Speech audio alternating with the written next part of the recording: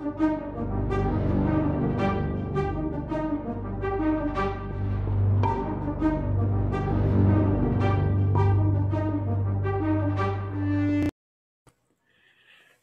Tuesday and welcome to the Investor Guys podcast. My friend Bill, how are you doing? I'm doing well, sir. Good to see you as always. Hope you had an incredibly wonderful weekend. And had a great weekend. Thank you very much. How about yourself? It was wonderful weather here. Actually got out, got a little sun yesterday. And I plan on getting back in the sun routine now that we're getting it on a consistent basis, which is exciting. And just life is good, brother. God's been blessing us like crazy, and so lots of fun. You guys got a lot of rain too. Yeah, we had a heavy set of rain like Friday and Saturday, and then the rains cleared and the sun hit, and yesterday was just gorgeous, as is today. I think we were like at 80. I heard today and tomorrow you actually have tornado weather. We have tornado weather in the spring just about every day, but whether it happens or not, it's crazy. Just a little bit west of me. When I say a little bit, I mean like 20 miles. They get multiple more tornadoes a year than I get. It's just wild. But yeah, so, the great thing about tornadoes, we both, we both lived in California, and my California friends were always like, oh my gosh, how in the world did you ever live around all those tornadoes? And I was like, it's a lot easier to live around a tornado than it is an earthquake, because if you get killed or injured in a tornado, it's your own fault. They don't come like unannounced. You and I could be sitting in California right this instant and an earthquake hit right now. Yep. And there's no warning. And that's why I tell people, like when I was moving to Florida, like, how can you're going to have hurricanes? You're going to have, like, you know what? A week in advance. Yeah. I was going to say hurricanes even way more notice. Cruel, but if you die in a hurricane, that's stupid tax. Yep. Your own fault. Yeah. One of my buddies here has one of the few storm shelters. Now, you just don't see that a lot in Texas because you don't see a lot of basements. But his home actually has a storm shelter, not a basement, a separate storm shelter. I have family up in Oklahoma, and they actually have storm shelters in their yard, actually, because they don't have basements. They're on a slab just like you, but they literally have a giant pit that they dug in the yard, and then they set in either concrete or fiberglass or something like that, and they backfilled it, and it's got a door where they can go in. My sister rode out a storm inside of one of the storms inside of her shelter, and it took out her house. The whole that came out of the house. There was one corner of the house left. That was it. Wow. So thank goodness she had it. Yeah. That was years ago. They rebuilt since then. But let's get to the topic for the day. Yeah, let's do. So we were talking on Thursday about a Forbes report on the top growing cities. And we did a quick disclaimer that these are based on numbers for current numbers for sales and current numbers for days on market. So this is not a hard, fast, government list or anything else. This is just one source of data that we're able to tap into and to mine. And we want to talk real quick about some of the fastest growing states. We want to talk about strategies to look at for these different markets. So we heard the list. If you didn't hear the list, go ahead and check back on our Thursday show from last Thursday. This is Tuesday. Top states. Okay, and this is not necessarily in order because I tried to find some sort of order this morning, and it's just all over the place. Depends upon who you're reading it and where you're getting it from. But pretty much top states, and this is what everybody seems to agree on: Texas, Florida, Idaho, Nevada, Arizona, the Carolinas, and Tennessee. Now, we're seeing lots of growth in other places, but it's not the amount of people, the large amount of people that are coming into places like Texas and Florida. It is a large percentage of growth for those states. For example, South Dakota has seen a lot of people come in. Montana has seen a lot of people come in. But a couple thousand people for either of those states is a significant growth. It shows up. Yeah. For either of those states. And I'm not saying they're not great states to move to, but I'm saying pay attention to your numbers when you're looking at growth. Okay. Don't just go by the percentage of growth, go by the actual amount of bodies that have moved into that particular state. Yeah. You look at the Dakotas and they're tiny. They are, you look at the population, same thing with Wyoming and Montana. I have a niece and one of my consulting clients that live in Montana. Both of them absolutely love it. They live on opposite sides of the mountain range. And the ones that live on the, I'm going to say, northern side of the mountain range, say the weather is totally different. They're like, it is so tempered on one side of the range, and the other side is, the winters are just unbelievably brutal. But both of them, both families absolutely love Montana. My brother lived in Wyoming for years. He lived in Cheyenne and loved it. And great states, but tiny. You and I were talking about Mississippi before we came on. And Kevin lives outside of Miami, or part of the Miami metropolitan area. I live in Fort Worth, which is part of the DFW metropolitan area. And both of our metropolitan areas are bigger than like 6 or 7 states, Mississippi being one of them. Both the Dakotas. It's just crazy that we have states in America that are that tiny. And Mississippi really surprises me. And Kevin and I talked about this because it's got shoreline, but the capital is only like 350,000 people, something like that. So when you look at these lists, take into perspective that especially some of just the sheer growth numbers are based on percentages. And when you're small, it's like a business that does $150,000 a year in business. Well, if they add $50,000 the next year, wow, they went up 30% in growth. That's an incredible sounding number. But if a business is doing $50 million a year and they add 10% growth, that's a lot more actual business. So kind of take a jaundiced look at these, if you will. It is break time. We're going to get into specific strategies on these different markets. I mean, we went over the markets last show, but we want to get into just take a couple of these and say, if you're going to look at what this market provides, what kind of strategies would you use here? And why don't we start with Boise when we come back from the break, since there's been, it's shocking how many lists Boise has made this year. So we'll be right back with more Investor Guys podcast. Hang around right after the break. See you guys in a minute. 11 months out of the year, Bill and I host real estate buyers events in cities like Cleveland, Ohio, where we ourselves invest and see great returns. We show investors the types of strategies we're using, the types of properties we're using. We introduce them to people here on the ground and the resources that they can use to get started right away. Day 4 of this event, we're actually touring properties and making offers on properties. This event was designed to put properties in your portfolio right away, high-performing properties. Read more about the Real Estate Buyers event. Get registered. We'll see you at the next event, realestatebuyersevent.com.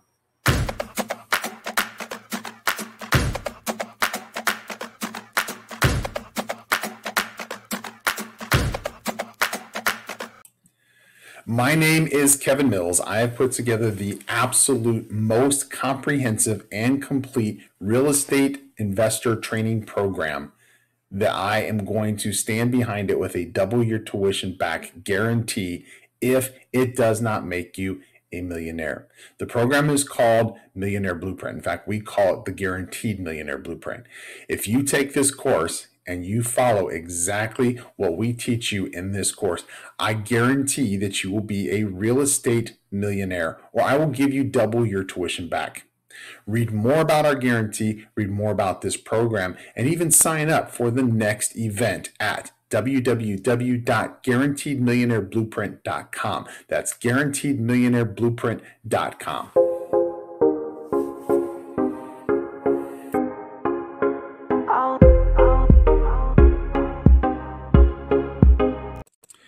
And we are back, and we are going over markets that have seen a lot of growth. And we've done these shows before. We've talked about hot markets, and we've talked about what you need to do to be ready. And we're going to talk about some strategies specific to the markets that we're talking about.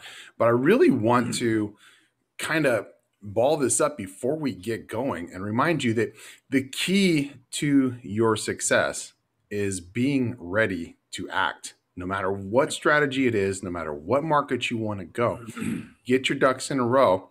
Yep. And get started. None of this is going to mean anything to you. None of this is going to benefit you unless you act on this information. So keep that in mind as we go over all of this, that it may be interesting, but it's not going to do you any good unless you take this information and you act on it and you do something with it. And the same thing for Bill and I. Pull the trigger. These are things that we're going to have to figure out what we want to do for our next steps. We are both lucky enough to be in markets that are growing. They're right in our backyards, but we invest in other markets. And these are things that we're going to be looking at, especially as we start going into future buyers events. So I'm going to turn the floor over to you for Boise. All right, so Boise, and again, this is only one source of data, which is the Forbes article that we referenced in last Thursday's show that had just come out. But of the 5 lists that Forbes had put in there, Boise topped 3 of those lists, and those lists kind of go hand in hand. So there's really no surprises.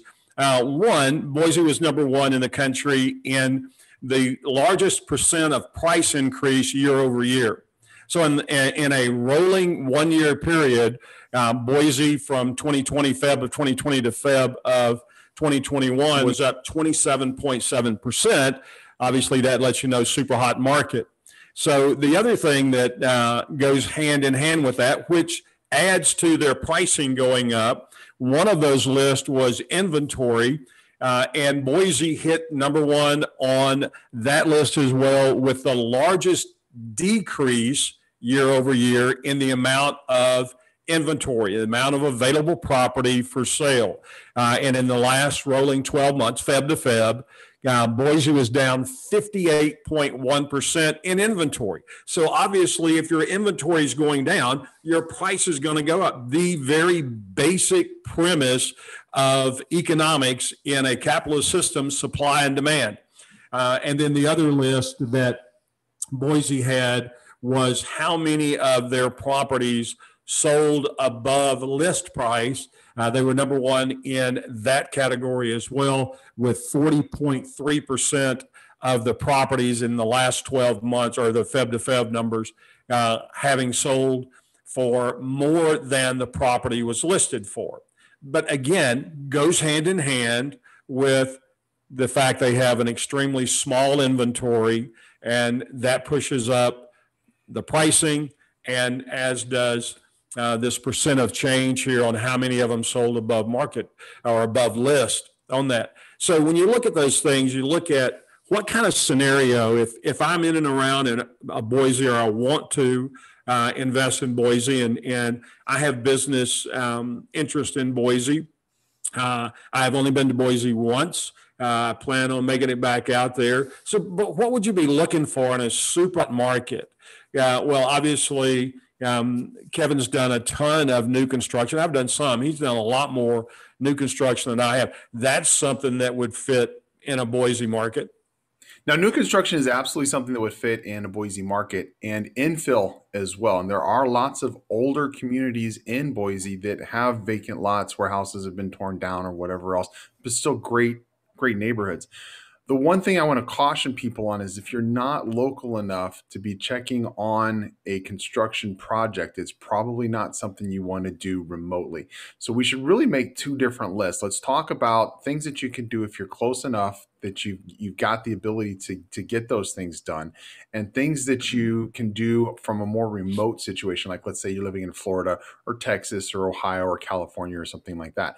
So if you're local and you want to absolutely infill, I love infill. We're doing lots of infill here in Florida. There's a lot of infill opportunities in the area of Texas where Bill is as well. If you're not in a position, though, to where you're able to keep an eye on contractors, and I hate to say this because I have a contracting company myself in California, but there's a lot of contractors that are sketchy. If you don't keep an eye on them, they're not going to get the work done. And I'm sorry, it's just the nature of the beast. Again, I hate to say it because it's one of the companies that I'm involved with as well. But if you're not there to babysit them, it's probably not a good strategy for you. However, when you've got a market that's growing that quickly, that strongly, Okay. You've got a greater need for rentals. You've got a greater need for apartments. You've got a greater need for anything. I wouldn't focus on flips because you're going to drive yourself Hard to crazy. find. What's that? They're going to be hard to find in the market that hot. And they're going to be overpriced as well. Yep. Which brings me to the next point I want to make. Don't just say, okay, well, because the market is appreciating now, everything is going to cost more. It is going to cost more. And I have this conversation all the time here in Florida with other investors. The market does cost more. Like, oh, wow, you got in just at the right time, because we moved here at the end of 2019. And with 2020 and COVID and everything else, we have been slammed. We have been hammered and prices have gone up. But you know what? It doesn't matter because the rents have gone up as well. And I'm looking at the numbers. I'm looking at return on investment. So if I can still purchase a property, even though it costs more this year than it did last year and the year before, okay, if I'm still going to make money on the strategy that I'm going to use for that property, it still makes sense. So many people, they shy away from markets that are blowing up because they don't want to pay that extra money. They're like, oh, well, I should have got in 2 years ago. I can't, so I'm going to look for that next market. Do this by the numbers. If the numbers make sense, it still makes sense. Look at the numbers, figure out what strategy you're going to do. If it makes sense, jump in with both feet.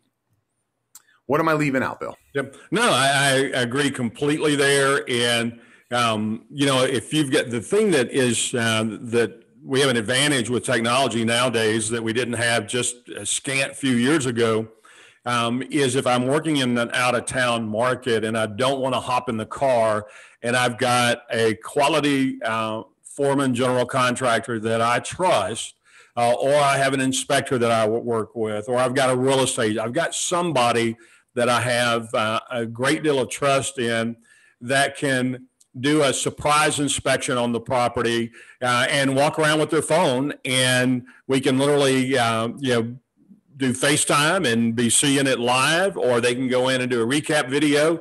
Look, if you're doing a rehab project or a construction project, either one, in any market, you should be in touch with the foreman or the general contractor on that job consistently. My guys, I talk to those entities, and I typically have a foreman. It's the same job as a general contractor without the 20%. So I typically will have a foreman on the job, and that foreman I am in touch with daily. I want to know where we are, how'd the day go, any surprises today. And obviously, if he gets something that pops up during the course of the day, I'm going to get a phone call. And hopefully what I'm doing is not having to go there, but I can handle it over the phone. And again, when I've got things as you do, like just FaceTiming, it makes it so easy to be able to say, hey, this is what I'm talking about, boom, and you to be able to put your decision, your opinion in on it and be able to move forward. So we're at break time. We've burned up 8 minutes already on Boise. Yeah. So let's go ahead and take a quick break. And we'll come back and we'll cover another city. And it looks like we might have to do a couple of shows on this because we're just too much information, Bill. Or we're just a wealth of information. Or like walking, talking encyclopedias with gray hair. We will be back in just a minute. GuaranteedMillionaireBlueprint.com. That's GuaranteedMillionaireBlueprint.com. You owe it to yourself to go there and check it out. If you are ready to become a real estate investor millionaire, like $1 million profit cash flow in your pocket every single year or more, GuaranteedMillionaireBlueprint.com. While you're there, check out the guarantee. Yeah, that's right. There is a guarantee that if you take this program and you follow what you learn in this program, you will become a millionaire. In fact, I'm going to return double your tuition back if this program doesn't make you a millionaire. Check it out. GuaranteedMillionaireBlueprint.com. That's GuaranteedMillionaireBlueprint.com.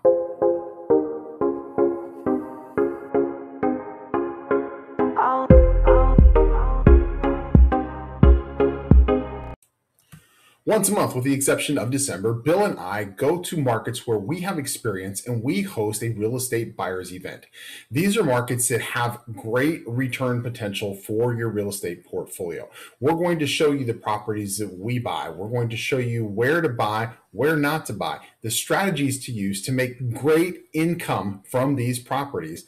We're also going to show you resources and individuals here on the ground that you can use to start building your team so that you can repeat this process over and over. The real estate buyers events are designed to put high-performing properties in your portfolio right away. If you're interested in hearing more about the Real Estate Buyers Event, realestatebuyersevent.com. That's realestatebuyersevent.com. Read more about the events, check out the schedule, and register. We'll see you there.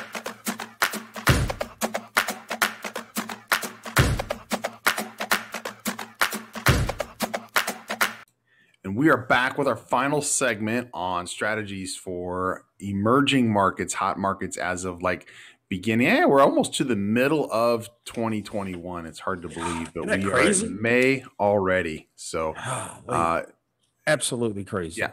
So these are, I guess you could say, based upon late 2020, early 2021 numbers that we've been looking at, the markets that we're talking about. And just while we were on break, Bill and I love Section 8. It's just, we're in a growing club of people actually that love Section 8. There are people who either love it or they hate it. The people who hate it, they don't know how to do it. The people who love it, they've mastered it, and there's a reason why they love it. Bill and I love it. Some of the markets that we invest in for Section 8 are in New York, Buffalo, Rochester, and Syracuse for myself. But Bill found some interesting numbers on Rochester, Syracuse, and Albany. So go ahead and share those, and let's talk about how that affects our strategy in those cities in Section 8. And what's funny is many people have left New York. We still see movement in different segments, and that's what we need to pay attention to as real estate investors. When we see movement in any particular segment, that gives us a direction for us to, I don't want to say exploit because it sounds like a bad thing, but it really isn't when we're talking about investing. This is something we can the opportunity for our benefit. Yeah, for our opportunity. It's not hurting anybody, it's benefiting us. But the right word is exploit. So this gives us direction to look at what we're going to exploit for our investing strategy. So what was that information and what were those numbers? And Kev, I always look at it this way.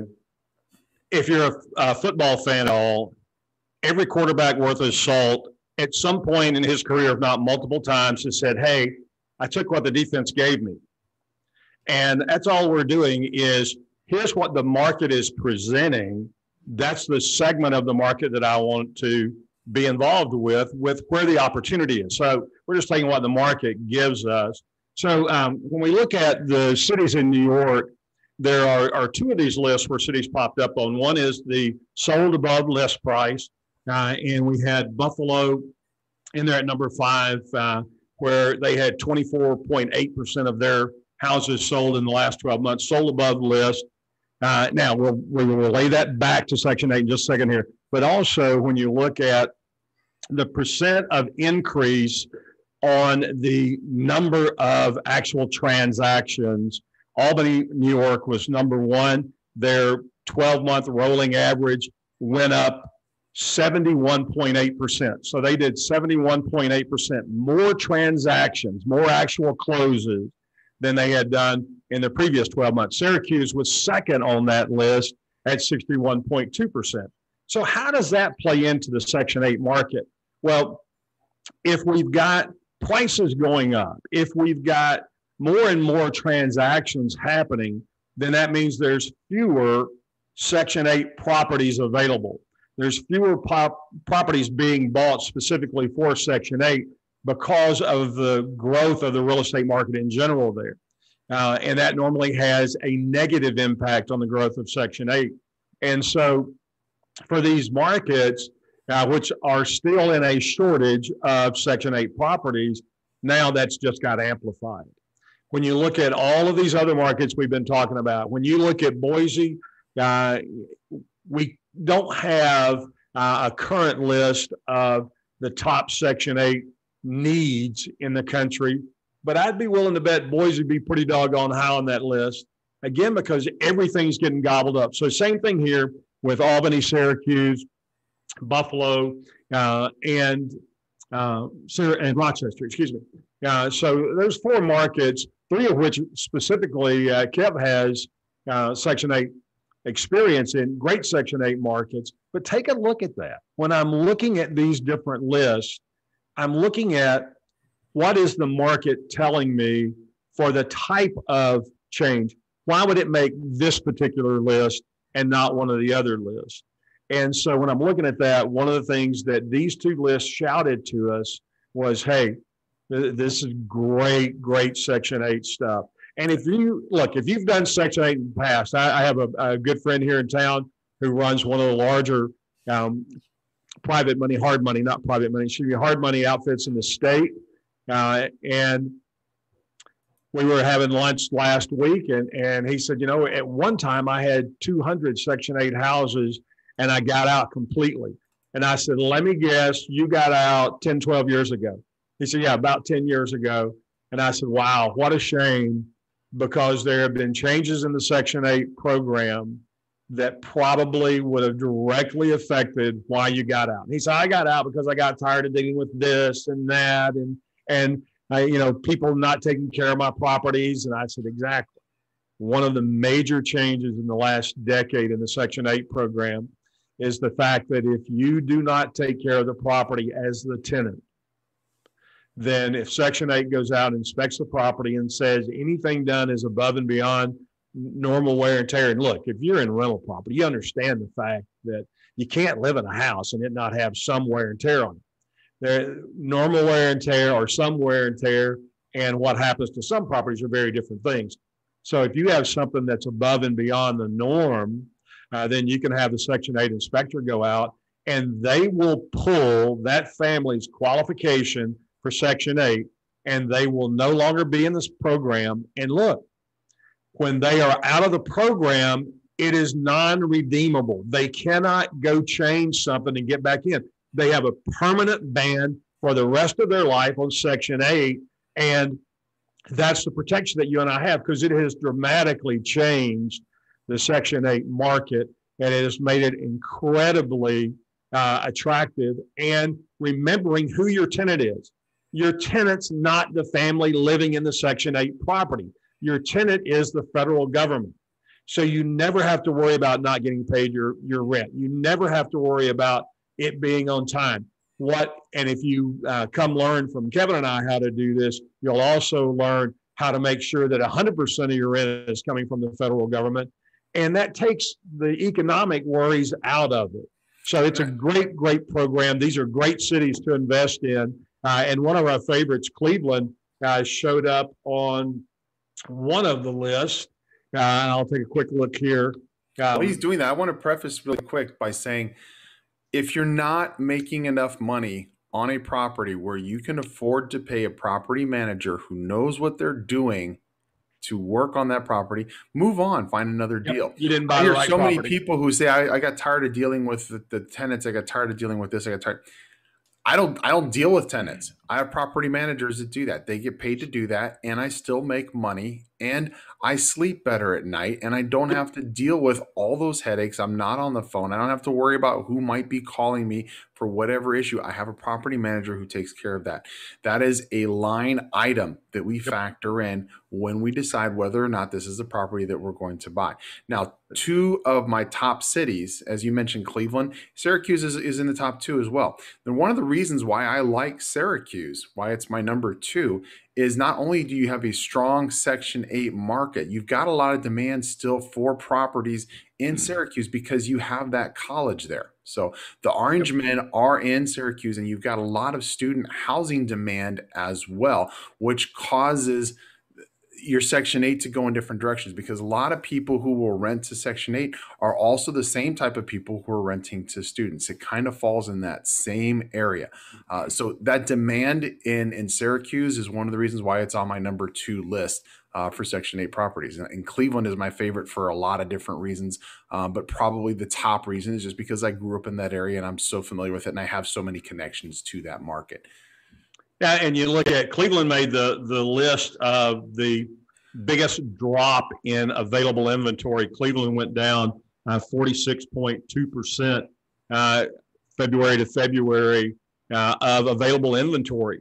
That's huge. And so hot market, there's a lot of different ways to look at a hot market. So these are, when we talk about this available inventory, we talk about the housing supply. And the housing supply number, which the federal government puts out, the housing supply number is based on this stat. And if you're a golfer, you'll get this instantly.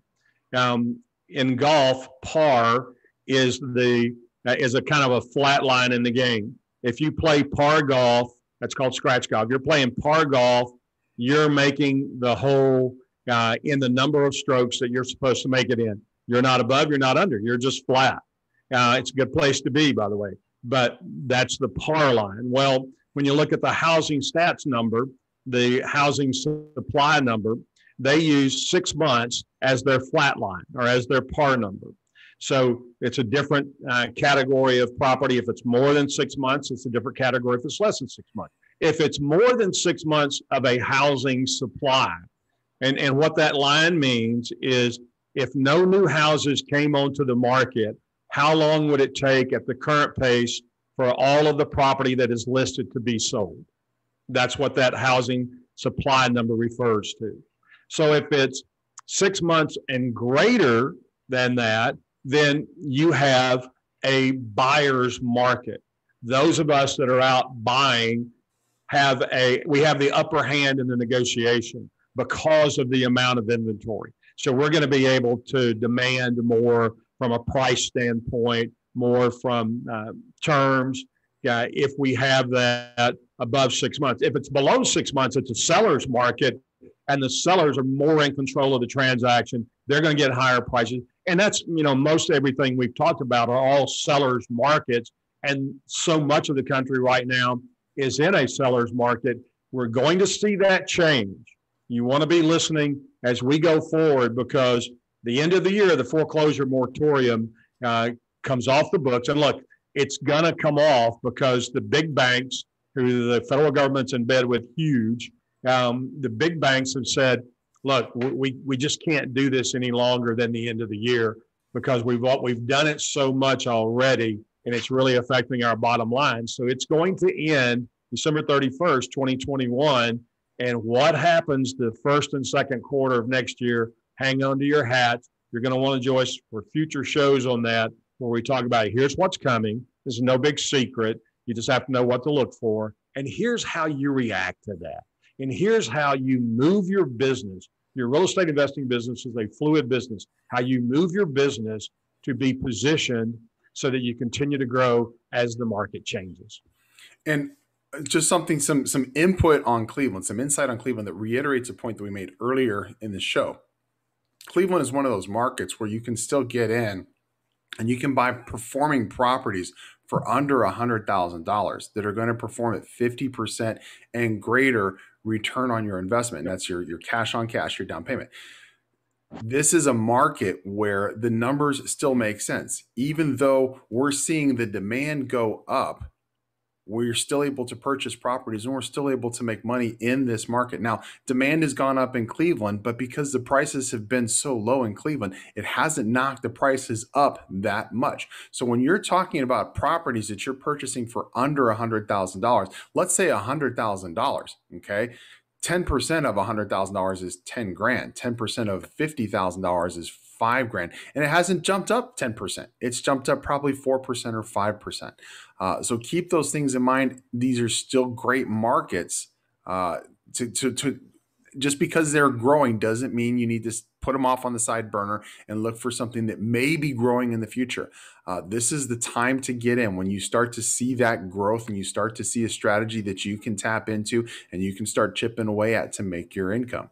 So as always, we're over, but it's always a lot of fun.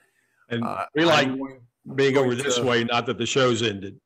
Yeah, you know what? In the old days when I used to TV, I'd always have my director always be like this, pack it all in or stretch it all out, or get off there because we're coming up on a hard break. Fortunately, we don't have to do that because we're recording it. We've got a hard break, and I don't have anybody sitting there telling me to stretch it out or pack it in or crunch it up. Well, that was I did celestial radio. That's referred to as celestial radio in the biz.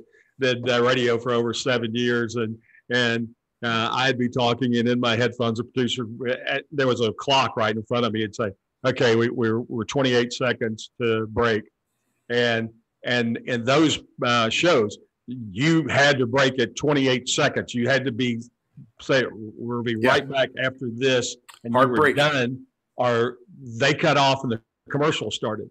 So Heartbreak. You had to hurry up. Having to worry had to about cut that. people off in mid-sentence if you had guests. I remember those days. Unfortunately, I had a little tiny earpiece in if I was lucky, and it was really annoying because when they were talking, it felt like a gnat buzzing in your ear, and you're trying to hear what they're saying, what the other people are saying, and what your floor director is saying. Anyway, different topics for a different show because it's not even real estate. Good chatting with all of you guys. Join us here again on Thursday. Bill, have a great day. Enjoy that. You too, sir. I know you've got some sunshine. Get out there and enjoy that. The rest of you guys, you have beautiful weather too. United States has got some great weather this week, with the exception of some tornado warnings and some showers through the central Midwest. But get out there, enjoy your springtime, and enjoy your investing. Great weather to look at property. Yes, it is.